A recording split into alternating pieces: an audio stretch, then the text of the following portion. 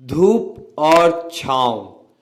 व्यक्ति को जिस इंसान से प्यार या लगाव होता है वह उससे कभी कभी खफा भी हो जाता है। एक दिन बादशाह अकबर ने खफा होकर बीरबल को नगर से बाहर निकाल जाने का आदेश दे दिया। मगर बीरबल हर हाल में खुश रहने वाले थे।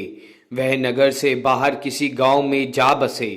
अज्ञातवास करते करते महीनों गुजर गए। ना बादशाह ने उन्हें बुलाया और ना ही वह आए। समय समय पर बादशाह बीरबल को याद करके चिंता करते, पर बीरबल का कोई अता पता ना मालूम होने से वह लाचार थे।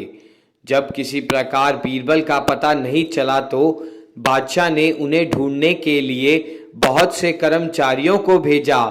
वह भी बीरबल को खोजने में कामयाब नहीं हो सके। आखिरकार बादशाह ने बीरबल को ढूंढने की नई तरकीब निकाली।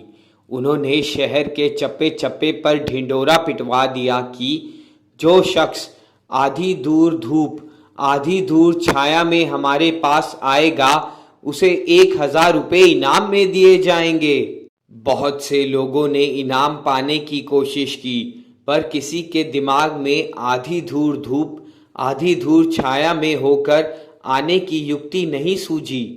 इस प्रकार यह बात फैलते फैलते बीरबल के कानों तक पहुंची।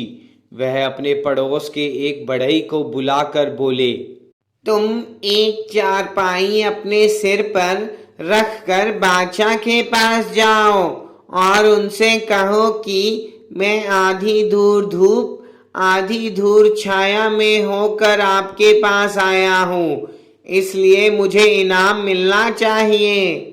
बड़ई बीरबल की बात मान एक चारपाई सिर पर रखकर बादशाह के पास पहुंचा और बोला, बादशाह सलामत, मैं आधी दूर धूप और आधी दूर छाया में होकर आया हूँ, मुझे इनाम के 1,000 रुपये मिलने चाहिए। बादशाह ने उनसे पूछा, सच सच बताओ, तुम्हें इस प्रकार आने की सलाह किसने दी? बादशाह सलामत, कुछ दिन पूर्व एक पंडित हमारे गांव में आ बसा है। लोग उसे बीरबल के नाम से पुकारते हैं। उसी के कहने पर मैंने यह कार्य किया है। बढ़ई ने भोलेपन से कहा। बढ़ई के मुख से बीरबल का नाम सुनकर बादशाह बड़े प्रसन्न हुए। उन्होंने खजांची से बढ़ई को 1,000 रुपये इनाम के रूप में देने का आदेश दिया। फिर बढ़ई के साथ अपने 2 खास कर्मचारियों को बीरबल को लाने के लिए भेज दिया। इस प्रकार बीरबल बादशाह के पास दोबारा पहुंच गए।